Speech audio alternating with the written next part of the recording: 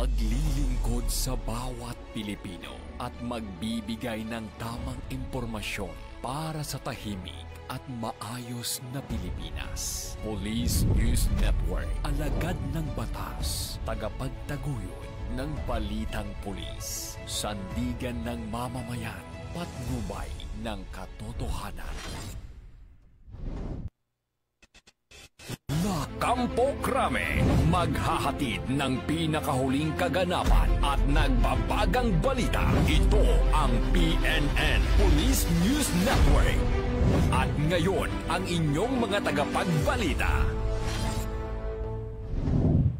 Magandang araw, Bagong Pilipinas. Kami ang inyong alagad ng batas, tagataguyod ng Balitang Pulis, Patrolman Don Brosas. At Patrolwoman Mary Grace Artizuela mula sa PNP Anti-Cybercrime Group. Maghahatid sa inyo ng tamang balita, kwento ng pulis at serbisyo para sa mamamayan. At ito ang PNP News Online. Ang pangunahing balita ng Police News Network.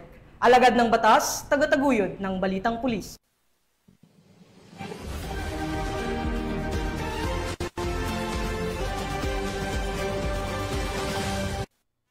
Mga balitang dapat niyong abangan. Abot sa mahigit 200 milyong pisong halaga ng shabu, nasabat sa Bulacan. Dalawang iligal na paggawaan ng baril na diskubre sa Danau City. At lalaki, kalaboso ng PNP Highway Patrol Group sa kasong karnaping.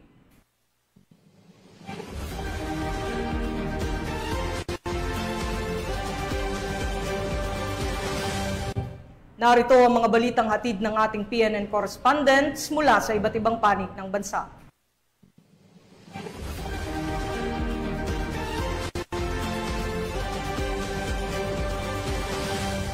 Simulan natin ang balita mula sa bahagi ng Luzon.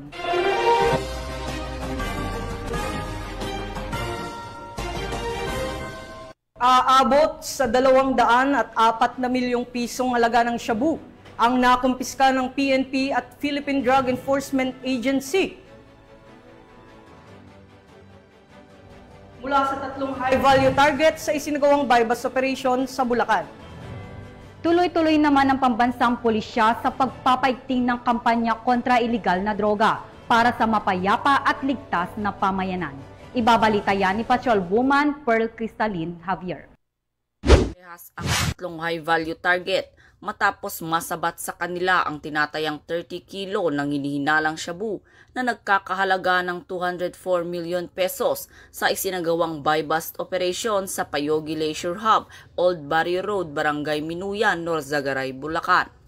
Pinangunahan ng Philippine Drug Enforcement Agency Special Enforcement Service sa pamumuno ni Bobby Marcelino, Team Leader, PIDEA Regional Office 3, San Jose del Monte City Police Station at Norzagaray Municipal Police Station sa ilalim ng pamumuno ni Police Brigadier General Jean S. Fajardo, Regional Director ng Police Regional Office 3. Kinilala ang mga naarestong suspect na sina alias Jessie, 44 anyos, construction worker, alias Jess, 21 anyos, na kapwa mula sa Cavite, at alias Tina, 36 anyos, na residente ng Quezon City. Nasamsam sa mga suspect ang 30 transparent vacuum-sealed plastic bag, isang black Toyota Fortuner at ang susi nito, isang cellphone, passport, driver's license, 2 wallet at 1,000 pesos bilang buy-bust money.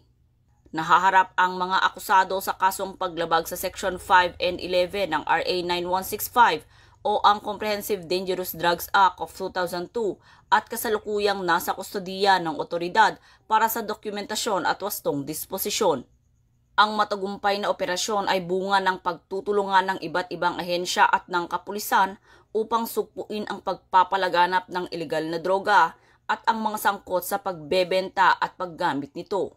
Tinitiyak ni Police Brigadier General Fajardo na magpapatuloy ang maigting na kampanya laban sa ilegal na droga upang mapanatili ang kapayapaan at kaayusan sa komunidad bilang bahagi ng hangaring makamit ang isang bagong Pilipinas.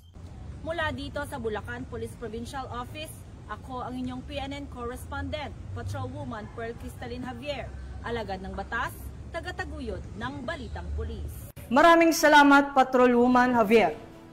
Samantala, hindi na nakapalagpa ang isang lalaki matapos siyang maaresto ng mga operatiba ng pulisya sa Monreal, Masbate dahil sa paglabag sa Republic Act 10591 o ang Comprehensive Firearms and Ammunition Regulation Act at sa ipinatutupad na COMELEC gun ban kaugnay sa katatapos na halalan.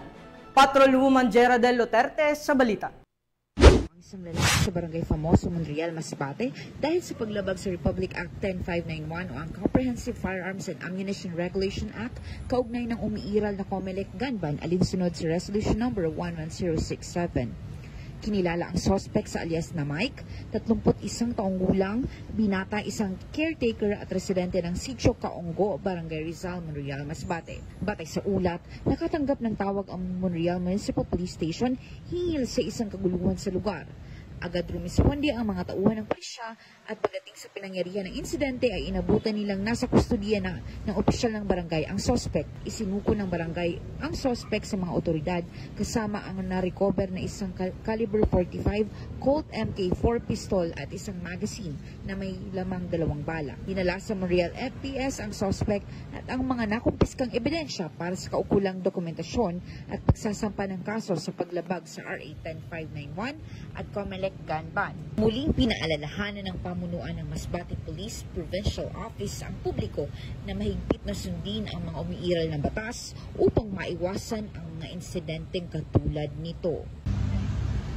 Mula dito sa Legazpi City, Albay, ako ang inyong PNN correspondent, Patrolwoman Geraldel Luterte, alagad ng batas, tagataguyod ng Balitang Pulis. Maraming salamat, Patrolwoman Luterte.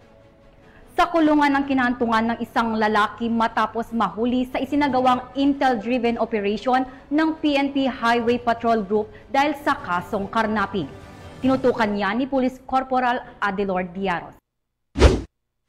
Kulungan ang bagsak ng isang suspek sa kasong karnapping sa ilalim ng Republic Act No. 10883 or the new Anti-Carnapping Act of 2016 nang magsagawa ng manhunt operation ang Regional Highway Patrol Unit National Capital Region Intelligence Branch sa pamumuno ng kanilang Regional Chief na si Police Colonel Joel B. Hukutan sa kahabaan ng Alabang Zapote Road, Pamplona 1, Las Piñas City noong 18 ng Mayo taong kasalukuyan.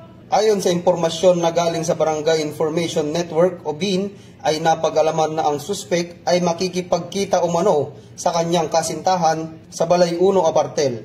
Agad namang nakipag-coordinate ang HPG sa SPD dito na nagresulta sa pag-aaresto ng nasabing suspek. Kinilala ang suspek na si alias Renz, 32 anyos, na taga Lancaster, New City, General Trias, Cavite. Binasahan nga ang suspek ng kanyang karapatan sa salitang kanyang naunawaan at pansamantalang nasa kustudiya ng Regional Highway Patrol Unit NCR Lock-up Jail para sa dokumentasyon at tamang disposisyon habang inaantay ang pagharap nito sa korte.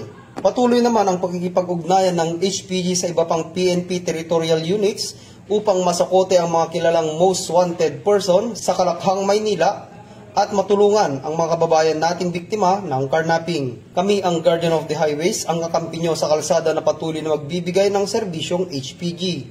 Dahil dito sa ating bagong Pilipinas, ang gusto ng pulis, ligtas ka. At para sa iba pang balitang dala ng serbisyong HPG, tumutok lamang sa aming Facebook page at YouTube channel na Police News Network. Mula sa tanggapan ng kakampi nyo sa kalsada at sa pamumuno ng aming butihing Direktor, Police Brigadier General Eliazar P. Mata, ako ang inyong PNN correspondent, Police Corporal Adelor R. Diaros para sa Police News Network. Alagad ng batas, tagataguyod ng Balitang Pulis. Maraming salamat, Police Corporal Diaros. Nasamsam ang tinatayang kalahating milyong pisong halaga ng iligal na droga mula sa 2 sospek sa iskinasang buy-bust operation ng mga operatiba ng Southern Police District sa Barangay Lower Bicutan, Taguig City. Patrolwoman Mary Tony Veva sa report. Kalahating milyong pisong halaga ng hinihinalang shabu ang nasamsam sa 2 sospek matapos ikasa ng mga operatiba ng Southern Police District ang buy-bust operation sa Barangay New Lower Bicutan, Taguig City. Nitong May 16 lang, dakong alas 8 ng gabi, nahuli ang sospek na si alias Ryan, 33 taong gulang, nakalista bilang street-level individual. Huli din ang subject sa operasyon na si alias Louie, 44 anyos, kilala bilang high-value individual. Katuwang ng DDEU ang District Intelligence Division SPD at ang Station Drug Enforcement Unit Taguig City Police Station sa pagdakip sa dalawang sospek na ngayon ay nasa kustodiya na ng Taguig City Police Station para sa pagsampa ng kasong paglabag sa RA 9165. Sa operasyon, kuha kay alias Ryan ang humigit kumulang 25 gramo ng hinihinalang shabu, habang 50 gramo naman ang nasabat kay alias Louie. Kasama sa nakuha ang Android cellphone na pinaniniwala ang ginamit sa transaksyon, maliit na brown envelope at buy-bust money. Sa kabuuan, umabot sa 510,000 pesos halaga ang nasamsam sa dalawang sospek. Sa direktiba ni NCRPO Regional Director Police Major General Anthony A. Abirin, sa ilalim ng kanyang AAA policing, pinuri ni Acting District Director SPD Police Brigadier General Joseph R. Argiles ang mga operatiba ng Southern Police District sa matagumpay na operasyon kontra illegal droga. Patunay ito ng dedikasyon at kasipagan ng kapulisan sa pagtugon sa banta ng kriminalidad.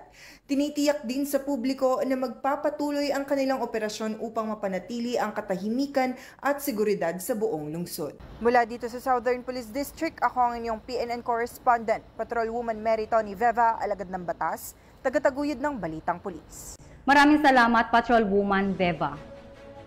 Kalaboso ang isang lalaki sa isinagawang buy-bust operation sa Valenzuela City matapos maulihan ng 22 gramo ng hinihinalang shabu. Ang report mula kay Patrolwoman Glazel Ann Esperanza. Ang isang 26 anyos na lalaki sa isinagawang buy-bust operation na maoperatiba ng Station Drug Enforcement Unit ng Valenzuela City Police Station sa kahabaan ng Barangay Karuhatan, Valenzuela City matapos mahuli sa aktong pagbebenta ng illegal na droga. Kinilalang suspect na si alias Roberto, isang construction worker.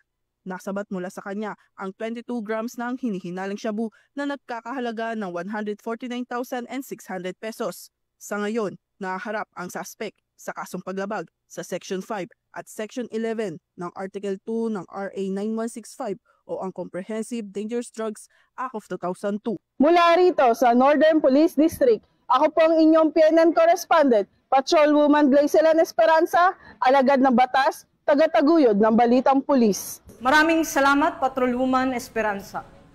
Samantala, isinagawa ng Regional Mobile Force Battalion ng NCRPO ang kanilang monthly rank inspection upang tiyakin ang disiplina at profesionalismo sa hanay ng kapulisan. Yan ang balitang hatid ni Patrolwoman Renalyn Tanggiak.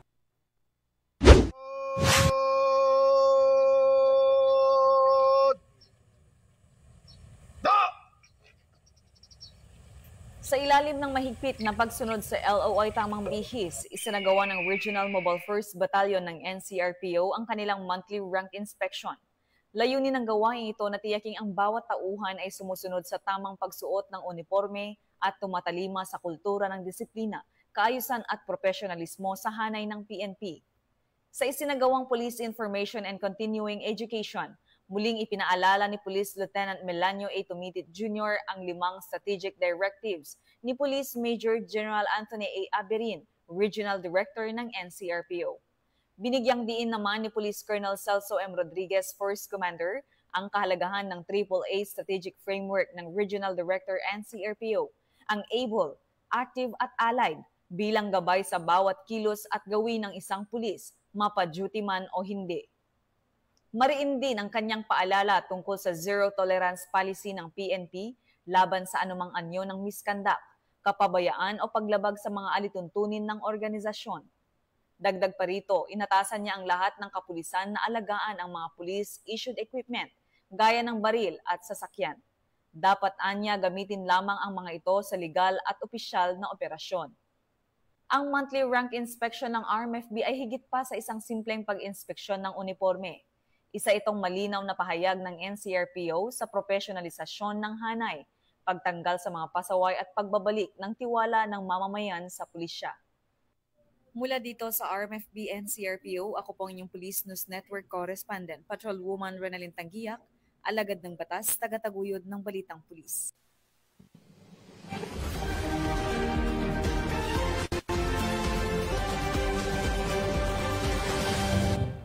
Buong pusong pasasalamat ang ipinaabot ni Chief PNP Police General Romel Francisco Marbil sa lahat ng miyembro ng Philippine National Police dahil sa matagumpay, maayos at mapayapang pagdaraos ng 2025 national and local elections. Ayon kay Police General Marbil, ang dedikasyon, sakripisyo at profesionalismo ng kapulisan ang naging pangunahing susi upang mapanatili ang katahimikan at kaayusan sa buong bansa habang isinasagawa ang halalan. Idineklara rin ng PNP na ang naturang eleksyon ay generally peaceful, orderly, and secured.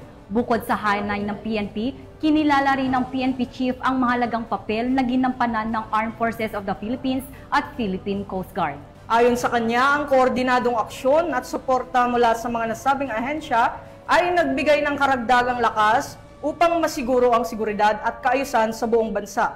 Patuloy namang hinihikayat ng pamunuan ng PNP ang publiko na makipagtulungan sa pagpapanatili ng kapayapaan sa post-election period at tiniyak na mananatiling alerto ang kapulisan para sa anumang banta sa seguridad. Nandito po ako para magpasalamat po sa inyo sa lahat ng ginawa natin ngayong eleksyon na to. It is the biggest turnout in the history ng Philippines natin na 85% of the registered voters went to the precinct and cast their votes. Sa atin po yan, sa mga lahat ng pulis natin, lahat pong tumulong sa atin from the AFP Coast Guard, maraming salamat po sa inyo lahat. Masasabi po natin na ang eleksyon na ito is generally peaceful, orderly, and secured. Ito po yung mga pulis natin pinaghirapan. Pinaghirapan po natin lahat. Nagkaroon tayo ng preparation. 100 days before election, we prepared. Lahat po kayo tumulong. Wala pong hindi po tumulong sa atin. Lahat ng pulis natin, inalay po natin buhay natin. Lahat ng pawis, ito po ang nagresulta. It is the biggest success on our part to ensure na yung tao po ng Pilipinas ay makakapunta po sa mga presinto and cast their votes. Maraming salamat po. After this, after the election, let's go back to our normal police duty. Kailangan po natin pakita na sinasabi po natin na eleksyon, although hindi natin nakuha yung zero violence ng eleksyon yan, but malapit po tayo sa katotohanan. Wala hong major incidents. Kaya pala natin to. Kaya natin kung lahat po tayo nagtutulungan, lahat po natin ng mga commanders natin is going down. With this, pakita po natin sa bayan natin na ang pulis na nakikita nyo, naka-uniforme, ito pong pulis na nagbibigay ng tapat na serbisyo. Ipakita po natin sa mga taong yan. With that, masasabi ko po, kung gagawin po natin, kung magtutulungan po tayo, sigurado, kayang-kaya natin mabawasan ang krimen, kaya po natin masiro ang krimen dito sa Pilipinas. Kaya po natin, magtulungan lang po tayo. With that, maraming salamat po. Panitiliin po natin, ang sinasabi po natin, ang Pilipinas sigtas, ito po yung pangako natin sa ating bayan. Isigaw po natin, sa bagong Pilipinas, ang gusto ng pulis, ligtas ka!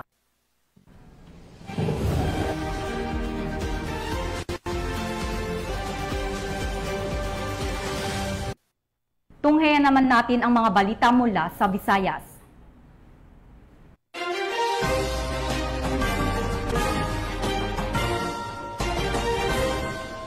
Isang malaking tagumpay kontra iligal na droga ang naitala ng Bacolod City Police Office matapos masabat ang tinatayang mahigit 20 milyong pisong alaga ng shabu mula sa dalawang magkahiwalay na buy-bust operation sa naturang lungsod.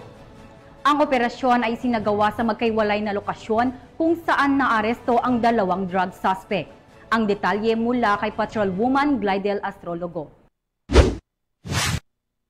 Malaking tagumpay sa hanay ng pulisya at sa kanilang kampanya kontra kalakaran ng iligal na droga matapos ang matagumpay na operasyon ng Bacolod City Police Office. Nito lamang 18 ng Mayo taong kasalukuyan kung saan dalawang hinihinalang drug personality ang naaresto at nasa humigit kumulang 3,500 gramo ng hinihinalang shabu na nagkakahalaga ng tinatayang 23.8 million pesos ang nakumpiska. Sa isinagawang drug buy-bust operation ng City Drug Enforcement Unit ng Bacolod City Police Office sa pangunguna ni Police Lieutenant Colonel Antonio Benetes Jr. sa Country Home Subdivision, Barangay Estefania, Bacolod City, ay naaresto ang isang high-value target na nakilalang si alias Jom lalaki, walang trabaho at residente ng nasabing lugar. Umabot sa humigit kumulang 2,500 gramo ng hinihinalang shabu na nagkakahalaga ng tinatayang 17 million pesos ang nakuha mula sa suspect. Bukod pa rito ay nagsagawa rin ng hiwalay na operasyon ang Police Station 2 sa Purok Lampirong, Barangay 2 sa pamumuno ni Police Major Eugene Tolentino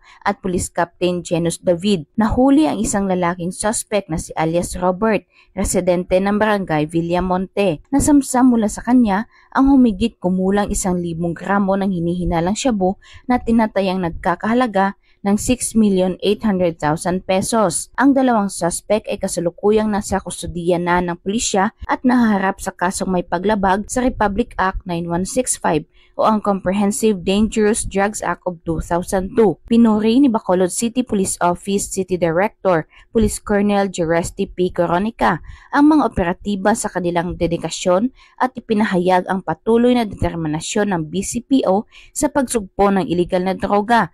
Aniya ay patuloy na magtatrabaho ang kapulisan sa Bacolod City upang panatilihing ligtas at payapa ang lungsod. Hinihikayat ng Bacolod City Police Office ang publiko na makiisa sa laban kontra iligal na droga sa pamamagitan ng pag-uulat ng kahina-hinalang aktibidad sa pinakamalapit na himpilan ng pulisya o sa kanilang mga hotline. Muli, pinatunayan ng Philippine National Police ang kanilang kahusayan at kahandaan sa pagtupad ng kanilang tungkulin para sa kapayapaan at kaligtasan ng mamamayan. Mula dito sa Police Regional Office 6, ako ang inyong PNN Correspondent, Patrolwoman Glidel Astrologo, alagad ng batas, tagataguyod ng Balitang Pulis.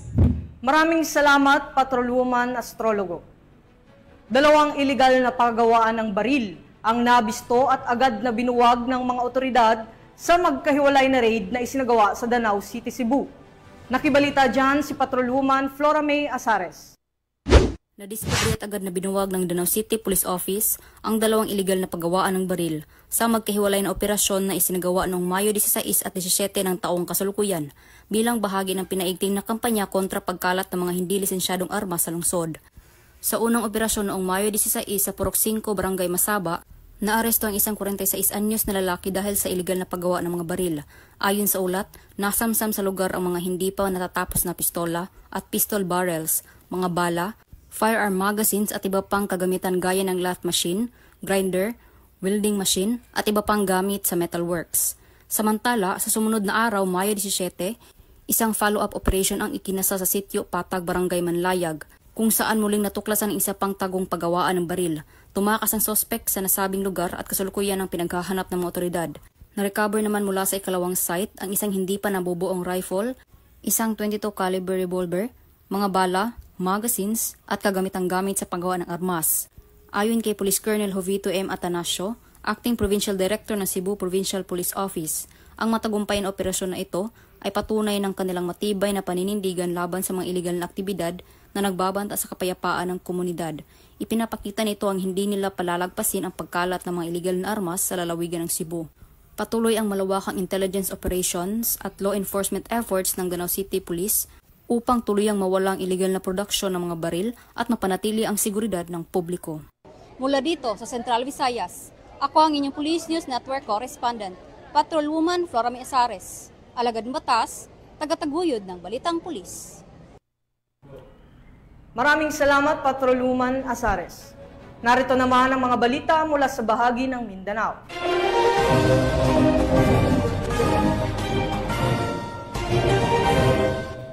Nabuwag ang isang drug den habang naaresto naman ang 3 sospek sa ikinasang anti-illegal drug operation ng mga otoridad sa Bukidnon.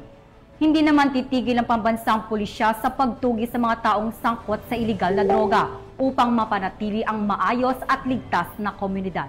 Nakatutok dyan si Patrolwoman Riza Sahonya. Matagumpay na nabuwag ang isang drug den kasabay sa pag-aresto ng 3 individual na mga sangkot sa iligal na droga sa isinagawang anti-drug operation ng PIDEA 10, Bukidnon Provincial Office kasama ang Bukidnon Provincial Drug Enforcement Unit, Bukidnon Provincial Intelligence Unit at mga operatiba ng Valencia City Police Station sa Barangay Poblacion, Valencia City, Bukidnon. Kinilala ng mga otoridad ang 3 individual na sina alias Alberto, 57 taong gulang, alias Aldrin, 46 na taong gulang at alias Don, 47 taong gulang at mga residente ng nasabing lugar. Sa isinagawang anti-drug operation ng mga operatiba, bandang alas 11 ng gabi ay matagumpay na nabuwag ang isang drug den at pagka-aresto ng mga suspect na nakuha ng hinihinalang shabu na may standard drug price na 47,600 pesos. Naharap ang mga suspect sa kasong paglabag sa RA 9165 o Comprehensive Dangerous Drugs Act of 2002. Mula dito sa Northern Mindanao, ako ang inyong Police News Network Correspondent, Patrolwoman Risa Sahonia, alagad ng batas, tagataguyod ng Balitang Pulis. Maraming salamat, Patrolwoman Sahonia. Personal na ipinaabot ni Police Brigadier General Romeo Macapas, Regional Director ng Police Regional Office BAR, ang mensaheng pasasalamat ni Chief PNP Police General Romel Francisco Marbil sa mga kapulisan sa lalawigan ng Basilan, Sulu at Tawi-Tawi. Ibabalita yan ni Patrolwoman Judy Ann Alibo. Na binilita at ipinaabot ni Police Brigadier General Romeo Juan Macapas, Regional Director ProBAR, ang taus-pusong pasasalamat mula kay Chief PNP Police General Romel Francisco D. Marbil sa mga kapulisan ng Basilan, Sulu at Tawi-Tawi sa mahalagang papel na kanilang ginampanan tungo sa matagumpay at mapayapang halalan 2025, isang araw matapos ang halalan. Pinasalamatan din ni Police Brigadier General Macapas ang mga nagsilbing Special Electoral Boards, Armed Forces of the Philippines, Philippine Coast Guard, mga local government units, civil society organizations, media at mga volunteer groups na naging katuwang ng PNP sa pagbabantay at pagpapatupad ng kaayusan at kapayapaan hanggang matapos ang halalan. Sa pamumuno ni Chief PNP Marbil, ipinahayag ni RD ProBAR ang kanyang labis na kasiyahan sa maagap at masigasig na mga hakbang ng mga kapulisan at binigyang diin ang kanilang dedikasyon sa pagpapanatili ng isang ligtas at maayos na proseso ng halalan. Pinuri din niya ang kanilang tapat na paglilingkod na malaki ang naging ambag sa pagpapanatili ng kapayapaan at kaayusan sa panahon ng halalan. Ang kanyang pagbisita ay nagsilbing pagkakataon upang higit pang mapataas ang moral ng mga kapulisan at muling pagtibayin ang walang humpay na suporta ng PNP sa pagsulong ng ligtas at matiwasay na komunidad sa buong rehiyon ng Bangsamoro. Mula rito sa rehiyon ng Bangsamoro, ako ang inyong PNN Correspondent, Patrolwoman Judy Ann Alibo, alagad ng batas, tagataguyod ng Balitang Pulis. Maraming salamat, Patrolwoman Alibo. Nakisa naman ng PNP sa isinagawang feeding program ng Sangguniang Masang Pilipino International Incorporated para sa mga residente ng isang Gudjaw community sa Davao City. Ang balita mula kay Patrolwoman Bernamay Lapus. Isang matagumpay na feeding program at pre-consultation activity ang isinagawa nitong Mayo 18 taong kasalukuyan sa Gudjaw Community, Matina, Aplaya, Davao City sa pangunguna ng Sangguniang Masang Pilipino International Incorporated at sa aktibong suporta ng Ikulan Police Station na nagsagawa ng Area Security Operation. Tinatayang mahigit 500 benepisyaryo mula sa komunidad ang nakiisa at tumanggap ng pagkain at pre-consultation kung saan sinuri ang kalusugan ng mga residente at pinayuhan sila ukol sa wastong pangangalaga sa kalusugan. Dili na ni mga kasamang panata tungod sa mga organisasyon na SMPII tungod kay kani makatabang ni sila. Ginapanika ko namo ang mga community na parehas sa Gudjaw community na pohon-pohon makatabang na po ni sila po. Inabot naman ni Purok Leader John Erales ang malaking pasasalamat ng mga residente sa mga namuno sa programa. Ang nasabing aktibidad ay nagpatunay na sa sama-samang pagkilos ng non-government organization at kapulisan, posible ang positibong pagbabago sa buhay ng mga nasa laylayan ng lipunan. Dito sa Gudjaw Community, Davao City, ako ang inyong PNN Correspondent, Patrolwoman Bernamay Lapus, alagad ng batas, tagataguyod ng Balitang Pulis.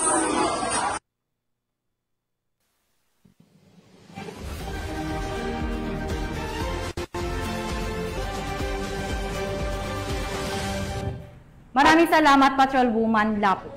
At yan ang mga balitang nakalap ng ating PNN correspondents mula Luzon, Visayas at Mindanao.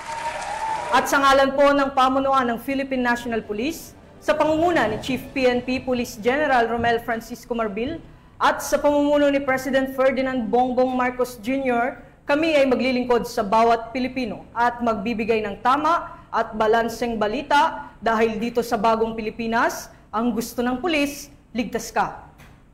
Mula rito sa tanggapan ng tagapag-ugnay ng Pambansang Pulisya at sa pamumuno ng aming direktor na si Police Brigadier General Marvin Joe Saro, ako ang inyong alagad ng batas, tagataguyod ng Balitang Pulis. Ako po si Patrolman Don Brosas. At Patrolwoman Mary Grace Artizuela mula sa PNP Anti-Cybercrime Group. Maghahatid ng tamang balita, kwento ng pulis at serbisyo para sa mamamayan. At ito ang PNP News Online. Ang pangunahing balita ng Police News Network.